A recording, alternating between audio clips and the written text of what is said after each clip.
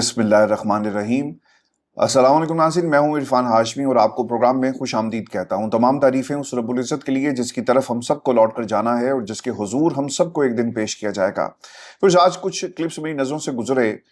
और इन क्लिप्स के अंदर कुछ औबाश बदमाश इसराइली नौजवान मस्जिद अक्सा में इकट्ठे होते हैं, रक्स करते हैं, गाना गाते हैं, नारेबाजी करते हैं और नबी करीम सल्लल्लाहु अलैहि वसल्लम की शान में गुस्ताखी की गई। इन बदबख्तों ने नबी की शान में गुस्ताखी की और एक और बदबख्त इसराइली रुकने पार्लियामेंट क्या कहता है कि हम बैतुल मक़दिस में इकट्ठे हुए, हजारों यहूदी वहां पर मौजूद थे, रक्स किया, गाया, कुछ नहीं हुआ, जबकि वो हमें बता रहे थे कि मशरिक़ वुस्ता में आग लग जाएगी। आज आपको पता चलेगा कि ये जंग सिर्फ मुल्कों के दरमियान नहीं है कि इसराइल फ़लस्तीन पर हमला कर दे या इसराइल तुर्की पर हमला कर दे या इसराइल पाकिस्तान पर हमला कर दे क्योंकि हम उन्हें तस्लीम नहीं करते। वैसे हमारे तमाम ताल्लुकात और जिनके इनके साथ ताल्लुकात हैं और जो प्रेशर हमारे ऊपर डाला जाता है, हम उसके ऊपर सियासत ज़रूर करते हैं कि ये जंग सिर्फ नेशनलिज्म की जंग नहीं है, बल्कि आज नेतन्याहू की अगर आप वो वीडियो देखें जिसमें वो कह रहा है कि ये इंसान नहीं दरिंदे हैं, ये हक और बातिल का मार्का है और अब इस मार्के को हम जरूर जीतेंगे। वो मिडिल ईस्ट जो डोनाल्ड ट्रंप को महंगे जहाज देकर अपनी बादशाहत का ऐलान कर रहे हैं, काश तुम असल सच्चे बादशाह की बात और जिस तरह उसकी हुर्मत का तकाजा आया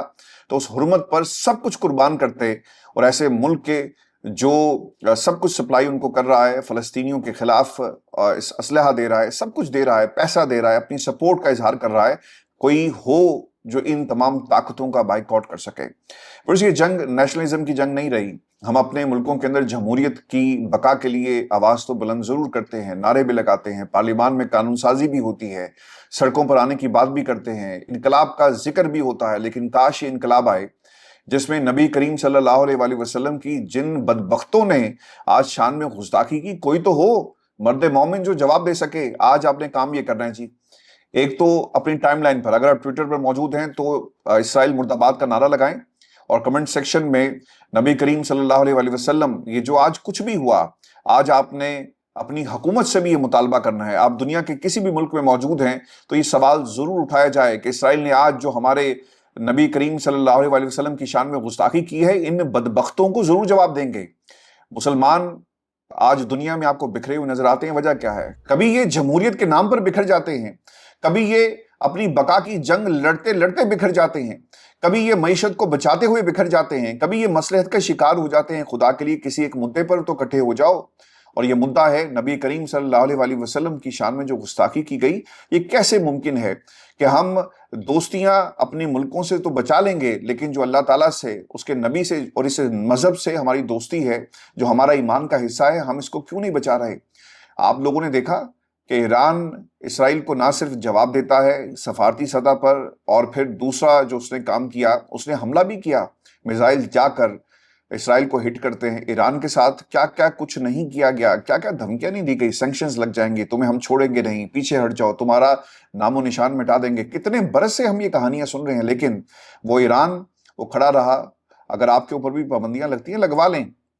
अगर सैंक्शंस आपको धमकी दी जाती है तो कोई बात नहीं, क्योंकि बदले में आपको क्या मिलेगा? मैं आपको हमेशा ये दोस्तों कहा करता था कि ये नेशनलिज्म नहीं है, बल्कि अब ये जंग हमारी इस नेशनलिज्म से निकल कर बाहर हमारे ईमान के ऊपर हमला हुआ है। अब ये देखना होगा कि कौन से मिसाइल हम दुश्मन की तरफ भेजते हैं और दुश्मन के इस मकरू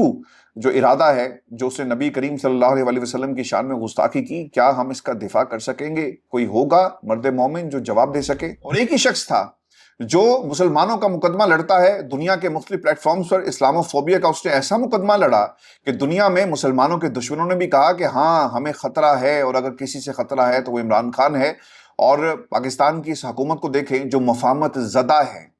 आप हाउस ऑफ शरीफ के किसी फर्द से एक्सपेक्ट कर सकते हैं कि मुसलमानों का मुकदमा लड़े?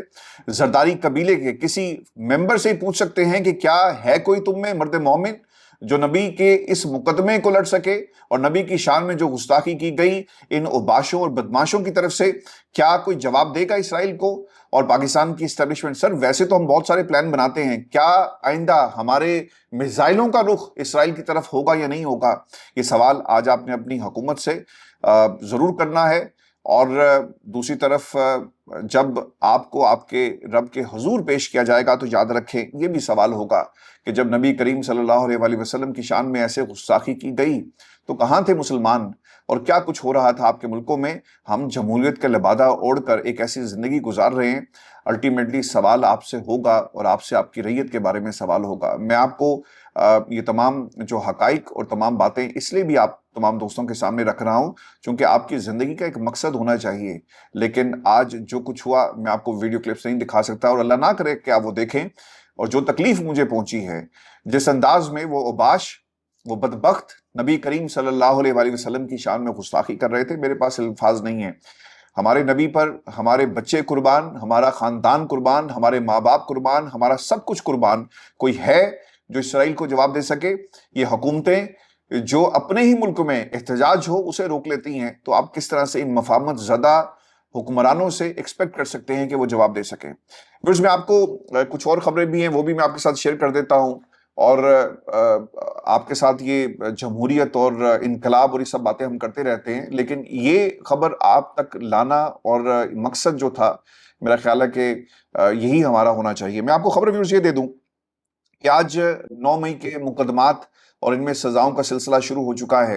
اور پاکستان تحریک انصاف سے آپ سیٹیں چھیننے کی جو بات پچھلے کچھ دنوں سے سن رہے تھے اس کا باقاعدہ طور پر آغاز ہو گیا ہے۔ 9 مئی کا جی کیس ہے، اور اس میں مقدمات میں پی ٹی آئی کے ایم این اے ہیں، ان کے سمیت کارکنان جو 10 جن کی تعداد بتائی جاتی ہے، ان کو 10 سال قید کی سزا سنائی گئی ہے، اور یہ جج ہیں جی عباس سپرا صاحب جنہوں نے یہ سزا سنائی، اور یہ وہی جج ہیں جس نے 26 نومبر صحن اسلام آباد کے بعد رات 10 بجے عدالت کھولی اور کارکنان کا چلان منظور کیا۔ پولی گراف ٹیسٹ تو ایسے ججز کا ہونا چاہیے، کسی دوست نے لکھا ہوا ہے۔ میں آپ کو پھر یہ خبر اس کے ساتھ یہ بھی شیئر کر دوں، اور پھر جو منظر تھا جب ان کو گرفتار کر کے لے کر جا رہے تھے، اور یہ شخصیات کون ہیں ان کے نام بھی میں آپ کو بتاتا ہوں۔ خبر کے مطابق جن لوگوں کو جس ایم این اے اور ایم پی ایس کو سزا سنائی گئی ہے، اس میں جی ایک تو عبداللطیف ہیں سابق ایم پی اے، اور جن میں 11 ملزمان کو 9 مئی کے مقدمات میں سزا سنائی گئی ہے۔ اچھا، اب ان کے چہرے آپ دیکھیں نا، تو جب آپ کو سزا سنائی جاتی ہے تو آپ پہ تو قیامت ٹوٹ جائے کہ 10 سال کی سزا آپ کو دے دی گئی ایک ایسے جرم جو آپ نے کیا ہی نہیں، اور 9 مئی کا ایک ایسا فالس فلیگ آپریشن جو آپ کے خلاف ہوتا ہے، آپ اسے اٹھا کر ان لوگوں کو جیل میں پھینک کر ان سے اب سیٹیں چھین رہے ہیں۔ تو آپ کو تو رونا چاہیے، آپ کو تو پریشان ہونا چاہیے، لیکن ان کے چہروں کو دیکھیں تو پتہ ہی چلتا ہے کہ مسکراتے ہوئے چہرے، حوصلے بلند ہیں۔ عمران خان کا وہ نعرہ لگا رہے تھے، پاکستان کی جمہوریت کی بات کر رہے ہیں۔ اب یہ صرف عمران خان کے نعرے کی بات نہیں رہی، یہ ظلم سر بڑھ رہا ہے، فسطائیت بڑھ رہی ہے، اور ان چہروں کے اوپر جو تاثرات ہیں وہ یہ بتا رہے ہیں کہ فتح بہت قریب ہے، اور کسی صورت بھی یہ جھکیں گے نہیں۔ تم 10 سال سزا کی بات کرتے ہو، اگر تم 10 صدیاں بھی سزا کسی شخص کو دے دو گے تو تمہارا جرم کم نہیں ہوگا، اور نہ ہی ان کا جرم جو ہے وہ ثابت ہو جائے گا۔ یہ پیغام تھا جو آج ان تمام شخصیات کی طرف سے ملا۔ میں ویورز آپ کو ایک خبر یہ بھی دے دوں کہ انسداد دہشت گردی عدالت نے فیصلہ سناتے ہوئے ایم این اے عبداللطیف سمیت 11 کارکنوں کو 10 سال قید کی سزا سنائی۔ 4 کارکنان کو احاطہ عدالت سے گرفتار کیا گیا ہے، جبکہ کارکنان کو بتایا گیا کہ 10 سال سزا ہو گئی۔ تو ان کے چہرے کے تاثرات دیکھیں، یہ باقاعدہ رپورٹ ہو رہا ہے اس وقت پاکستان کے اندر۔ اس میں آپ کو ایک خبر یہ بھی دوں، چونکہ اب یہ تحریک ایسے مرحلے میں داخل ہو چکی ہے جہاں پر عمران خان نے مکمل احتجاج کا اعلان کیا۔ یہ گرینڈ احتجاج ہوگا، اور جب تک پاکستان تحریک انصاف کو ان کا جو ہدف ہے اس حکومت کو گھر بھیجنا، جمہوریت کو پاکستان کے اندر بحال کرنا، 26ویں ترمیم کو ریورس کرنا، یہ تمام ٹارگٹس پورے نہیں ہو جاتے، عمران خان اب اپنے لیے یا پھر اس قوم کے لیے کسی ڈیل کی طرف نہیں جائیں گے، اور انہوں نے اعلان کر دیا ہے۔ اگر آپ وہ صحافی جو پاکستان کی اسٹیبلشمنٹ کے بہت قریب سمجھے جاتے ہیں، ان کی باتوں کو جا کر سنیں تو پتہ چلتا ہے، جس میں شاہد میتلا صاحب جو ہیں انہوں نے بھی ایک انکشاف کیا، اور حبیب اکرم صاحب کے ساتھ وہ بیٹھے ہوئے تھے، تو انہوں نے کہا جی کہ عمران خان کو 10 دفعہ آفرز کروائی گئی، لیکن ان کا 10 دفعہ یہی جواب تھا کہ میں ڈیل نہیں کروں گا۔ اور آپ جو باتیں مجھے کہنے کے لیے بار بار فورس کرتے ہیں اپنی پراکسس کے ذریعے، یہ بھی تسلیم نہیں کی جائے گی۔ آج انصار عباسی صاحب کی جی ایک پوری سٹوری ہے جس میں وہ یہ کلیم کر رہے ہیں کہ مفاہمت کے ہم بہت قریب تھے، ایک راستہ نکالا گیا، اور علی مین گنڈا پور کو عمران خان کے پاس بھیجا گیا، وہ پیغام لے کر گئے، اور انہیں کہا گیا کہ خان صاحب پیچھے ہٹ جائیں، بات مان لیں، کوئی راستہ نکل آئے گا۔ لیکن عمران خان نے ان پراکسس کو جواب دیا۔ یہ اس سٹوری کے اندر کہ ان پراکسیز کو جواب مل گیا کہ بھائی جان آپ سے بات نہیں ہوگی اور اب بات سے میدان میں پاکستان کی عوام آپ کے ساتھ کرے گی، اور یہ معاملہ اور یہ مقدمہ اور یہ حالات اب میں نے پاکستان کی عوام کے حوالے کر دیے۔ عمران خان جیل میں 1 برس 2 برس آپ کو ہو چکے، اگر وہ جیل سے باہر آنا چاہتے تو وہ آ چکے ہوتے، لیکن انہوں نے کسی بھی ڈیل کو تسلیم نہیں کیا۔ دوسری طرف ویورز، پاکستان کی اسٹیبلشمنٹ کو عادت کیا ہے؟ عادت یہی تھی نا کہ ہاں زرداری خاندان ڈیل کر لیں گے یار، مسئلہ ہے کوئی نہیں ہے، 3 4 فائلیں آپ کھولیں ان کی اور آپ پھر ان کو کنٹرول کر لیتے ہیں۔ پاکستان میں زرداری خاندان کے ساتھ ہاؤس آف شریف، اچھا ان کی بھی فائلیں بنی ہوئی ہیں، کوئی بات نہیں، ان کے بچوں کے نام، ان کے خاندان کے افراد کے نام، ان کی ملیں اور ان کے دیگر مقدمات، ان کی کک بیکسی کہانیاں، اور پھر جو کچھ ہے ان کے سیاسی جو ان کا اثاثہ ہے ہمارے لیے کافی ہے ان کو ایکسپلائٹ کرنے کے لیے، اور ان کو بھی کمپرومائز ہم کر سکتے ہیں۔ یہ پہلا موقع ہے کہ آپ نے عمران خان کے اوپر جو مقدمات بنائے اس میں آپ کو کرپشن نہیں ملتی۔ ایک گھڑی تھی جو تحفہ ملا، آپ نے اسے بیچ دیا، وہ آپ کا تحفہ تھا، آپ نے الزامات عمران خان کے اوپر لگانا شروع کر دیے۔ آپ عدت میں نکاح کے کیس میں عمران خان کو سزا دیتے ہیں۔ وہ دولت جو عمران خان نے کبھی بھی اپنے اکاؤنٹ میں نہیں ڈالی، یہ اس کا قصور بنا کر، اس کا جرم قرار دے کر اسے سزا دے دی گئی، اور دنیا دیکھ رہی ہے کہ اس کیس کی کیا حیثیت ہے۔ پھر سائفر کا مقدمہ جس میں عمران خان نے پاکستان کی عوام کا مقدمہ لڑانا، پاکستان کی عوام کے ساتھ کیا کچھ ہو رہا تھا اس نے پوری دنیا کو بتایا، پاکستان کی عوام کو بتایا کہ تمہارے گھر کو لوٹنے والے آئے، ان ڈاکوؤں کو، ان حملہ آوروں کو میں نے واپس بھیج دیا ہے۔ تو اس نے کیا گناہ کیا؟ لیکن اگر آپ دوسری طرف ان کے کیسز دیکھیں، اومنی گروپ، ٹھیک ہے، ایون فیلڈ اپارٹمنٹس کی منی ٹریل کا آج بھی ذکر، آج بھی سوال پاکستان کی عوام کرتی ہے لیکن جواب نہیں آتا۔ آپ رافیل طیارے گرانے کا کریڈٹ بھی لیتے ہیں، آپ اس طیارے کو بنانے کا کریڈٹ بھی لیتے ہیں، آپ پاکستان میں، پنجاب میں ہر فارم کے اوپر اپنی تصویریں لگا کر پاکستان کی عوام کے ساتھ کنیکٹ کرنے کی کوشش کرتے ہیں، لیکن آپ کا جو پولیٹیکل کیپٹل ہے وہ آپ کے پاس نہیں ہے۔ تو ان حکمرانوں کی سر حیثیت یہی ہے، اور عمران خان کسی صورت بھی ڈیل نہیں کرے گا۔ اس وقت جو خبریں آ رہی ہیں، اور ان خبروں کو اگر آپ ون بائی ون دیکھیں تو ویورز، تحریک اب ایک ایسے مرحلے میں داخل ہوگی جہاں پر پاکستان تحریک انصاف میں سب سے بڑا کریک ڈاؤن ہوگا تاریخ کا۔ وہ لوگ جو میدان میں آ کر احتجاج نہیں کریں گے، گرفتاریاں نہیں دیں گے، ریزسٹنس کریٹ نہیں کرتے، وہ گھر جائیں گے اور انہیں پاکستان تحریک انصاف میں کسی قسم کی جگہ نہیں ملے گی۔ عالیہ حمزہ پنجاب میں لیڈ کر رہی ہیں، ایک کمیٹی بنا دی گئی ہے جس کمیٹی کو یہ فیصلہ اختیار دے دیا گیا کہ شوکوز نوٹس جاری کیے جائیں اور پھر لوگوں کو نکال دیا جائے۔ اب اس میں نا 2 چیزیں بڑی امپورٹنٹ ہیں۔ اگر آپ کسی بھی جماعت کو پاکستان تحریک انصاف سے نکالتے ہیں نا، تو دوسری طرف لوگوں نے نا نظر رکھی ہوئی ہے ان تمام لوگوں کے اوپر، اور کافی لوگوں کی بات چیت چل بھی رہی ہے۔ یہ لوگ آپ کو احتجاج میں نظر نہیں آتے نا، ان کی سیٹنگ کہیں اور ہو رہی ہے کہ اگر ہم تحریک انصاف سے نکال دیا گیا تو پھر ہم کیا کریں گے؟ ہم دوسرے لوگوں سے ہاتھ ملائیں گے، مضبوط ہونے کی کوشش کریں گے، اور الیکشن کمیشن بھی ان کا وہ ہمیں نااہل نہیں قرار دے سکتا۔ پھر ایک ایسی ترمیم آ گئی جس میں آپ کسی بھی جماعت کے ساتھ اپنی ایفیلیشن جو ہے وہ ظاہر کر سکتے ہیں۔ تو ایک طرح سے انہوں نے بھی اپنی تیاری کر لی ہے، لیکن ایک جو ڈیپ کلیننگ ہے، جو کریک ڈاؤن ہے، اس کا فائدہ پاکستان تحریک انصاف کو یہ ضرور ہوگا کہ جو مخلص تحریک انصاف کا ووٹر سپورٹر ہے وہ باہر آ جائے گا۔ اگر آپ دیکھیں نا، جو گفتگو ہے حفیظ اللہ نیازی صاحب کی، اور انہوں نے جو باتیں کہی ہیں جس میں وہ شریف خاندان کے حوالے سے کیا کہتے ہیں، یہ بہت ہی اہم جملہ ہے جو حفیظ اللہ نیازی صاحب نے کہا۔ وہ کہتے ہیں کہ شہباز شریف اقتدار میں ہے، نواز شریف کی سیاست چل رہی ہے، لعنت ہے ایسی سیاست پر کہ ایک لاش کی طرح وہ پھر رہا ہے، ایک ڈیل کر کے ساری سیاست دفنا کر رکھ دی۔ اور یہی حقیقت ہے ان تمام سیاستدانوں کی۔ ایک اور صاحب بھی ہیں جو عمران خان کے بارے میں کیا کہتے ہیں، ان کا تعلق پاکستان مسلم لیگ نون سے تھا، چودھری عابد رضا کوٹلہ سے۔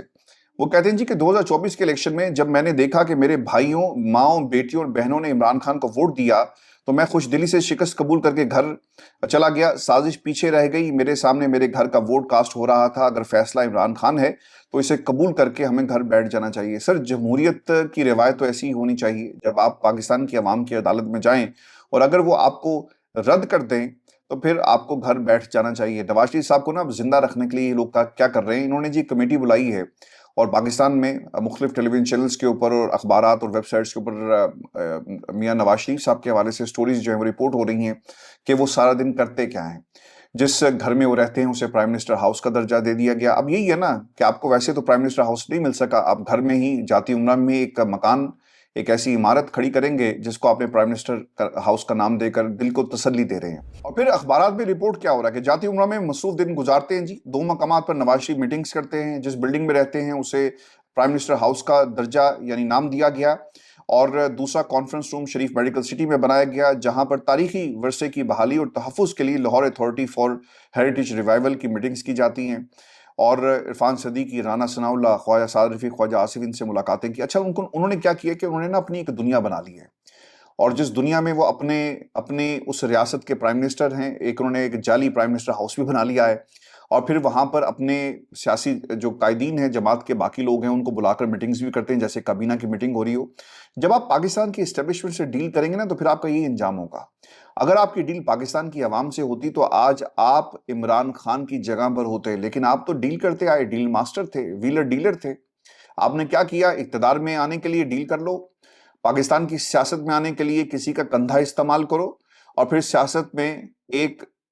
قدم آگے بڑھنا ہے تو مزید کندھا استعمال کرو، کسی کو اگر سیاسی باپ بھی کہنا پڑے تو کہو۔ اور آپ نے کیا کچھ نہیں کیا اس ملک کے اندر، آپ نے ہر وہ کام کیا جسے آج آپ برا کہہ رہے ہیں۔ آپ کا انجام یہی ہونا تھا کہ ایک ایسی دنیا بنا کر دے دی ہے جہاں پر آپ بیٹھیں، اس کو پرائم منسٹر ہاؤس کا نام دیں، اسے وزیر اعظم ہاؤس کہہ دیں، اسے آپ اپنی ریاست کا دربار کہیں، جو کچھ بھی کہیں، آپ کا انجام یہی ہوگا، کیونکہ آپ نے پاکستان کی عوام سے اپنے آپ کو کنیکٹ نہیں کیا۔ جب یہ بات ہم کرتے ہیں نا کہ آپ نے اپنے آپ کو پاکستان کی عوام کے ساتھ کیسے کنیکٹ کیا، تو پھر لوگ آپ کے لیے وہاں بھی دعا کرتے ہیں جہاں پر اپنے پیاروں کے لیے دعا کی جاتی ہے۔ اس وقت ایک ویڈیو جی سوشل میڈیا پہ وائرل ہے، اور ایک خاتون خانہ کعبہ میں جب خانہ کعبہ کی دیوار کو ہاتھ لگا رہی ہیں، تو انہوں نے پھر ایک ویڈیو بھی بنائی، اور پاکستان کی عوام کے لیے اوبویسلی اسے شیئر کیا گیا سوشل میڈیا پر، اور وہ کیا کہہ رہی ہیں کہ خانہ کعبہ میں عمران خان کے لیے دعا، یا اللہ عمران خان کو اپنے حفظ و ایمان میں رکھ، یا اللہ میرے ملک کے سارے چوروں کو عبرت کا نشان بنا۔ تو یہ وہ کنیکشن ہے جو آپ کو نظر آئے گا عوام کے ساتھ۔ تو باؤ جی کے پاس کیا یہ کنیکشن موجود ہے؟ یہ کنیکشن ان کے پاس نہیں ہے۔ یہ آپ کو سازشیں کرتے ہوئے نظر آئیں گے، یہ لوگوں کو لے جا کر وہاں پر بلیک میل کرتے ہیں، لیکن پاکستان کی عوام اپنے مقبول لیڈر عمران خان کے ساتھ کیسے کنیکٹ ہے کہ وہاں جا کر آپ دعا کریں نا، اپنے بچوں کے لیے دعا کریں، آپ دعا کریں، اپنی مشکلات کے لیے دعا کریں، لیکن وہاں بھی لوگ جا کر عمران خان کے لیے دعا کر رہے ہیں۔ محفوظ آپ کو نا کچھ خبریں یہ بھی دے دوں، اور یہ عدالت سے خبریں ہیں جی کہ 9 مئی کے کیسز کا ریکارڈ جی غائب ہو گیا ہے، اور شاہ محمود قریشی کی 9 مئی جلاؤ گھراؤ کے 6 مقدمات میں ضمانتوں پر کارروائی عید کے بعد 10 جون تک ملتوی کر دی گئی ہے، اور دہشت گردی عدالت جی ایک اور وہاں پر ہی بتایا گیا جی کہ ریکارڈ اڈیالہ جیل میں ہے، اس لیے کارروائی ملتوی کی گئی۔ محمود رشید کی 2 مقدمات میں ضمانتوں میں آج بھی ریکارڈ پیش نہ ہو سکا، اور ریکارڈ اڈیالہ جیل میں مہلت فراہم کی جائے، یہ پروسیکیوشن نے کہا، اور 13 جون تک ملتوی ہو گیا۔ اب انہوں نے کرنا پتا کیا ہے، ادھر سے سزا ہو جانی ہے، جس طرح آج باقی لوگوں کو ہوئی ہے نا، ان کو بھی ہو جانی ہے، اور پھر دوسری طرف یہ ضمانت کا کیس، اس کو جان بوجھ کر لٹکایا جا رہا ہے، اس لیے یہ موقع فراہم جو ہے وہ نہیں کریں گے۔ اور پھر عمران خان کے ساتھ تو آپ نے جو کچھ کرنا تھا آپ نے کر لیا۔ جو اس کا جو سیکنڈ ٹیئر لیڈرشپ ہے، اعجاز سوری صاحب، وہ بتاتے ہیں جی کہ ہمیں عید کی نماز پڑھنے کی اجازت نہیں ہے، 5 عیدیں ہم جیل میں کر رہے ہیں، اور ایسی پابندیاں اسرائیل لگائے تو سمجھ میں آتا ہے، لیکن آپ کے اپنے ملک کے حکمران، یہ ان کا حکم ہے کہ ان کو نماز بھی آپ نے پڑھنے نہیں دینی۔ سارا دن آپ عید کا جیل کے اس کمرے میں گزارتے ہیں جہاں پر آپ پچھلے کئی مہینوں سے ہیں، اور عید کے دن آپ کو باہر نکلنے کی اجازت نہیں دی جاتی۔ ایک تکلیف ہے نا، اور یہ حکمران جو ہے سب کچھ کروا رہا ہے، اور ایک اس وقت ایک پروکسی بنا ہوا ہے پاکستان کی اسٹیبلشمنٹ کی۔ چیف جسٹس جی منیب اختر صاحب آگے ہیں جی، انہوں نے حلف لے لیا ہے، اور خبر یہ آ رہی ہے کہ چیف جسٹس پاکستان یا فیدی آج صبح حج پر روانہ ہوئے، تو سینئر پیونی جج جسٹس منصور علی شاہ بھی کیونکہ بیرون ملک میں ہیں، تو ان کے بعد جو سینیورٹی ہوئے وہ منیب اختر کی تھی، تو ان کو قائم مقام چیف جسٹس آف پاکستان جو بنایا گیا ہے۔ میں بھی آپ کو جاتے جاتے ایک سکینڈل کے حوالے سے بھی بتا دوں، اور یہ ایک بہت بڑا سکینڈل ہے، پھر اگلی ویڈیو میں آصف علی زرداری صاحب کے حوالے سے بات کریں گے، چونکہ ایک کتاب میں فرت اللہ بابر صاحب نے کچھ انکشافات کیے ہیں،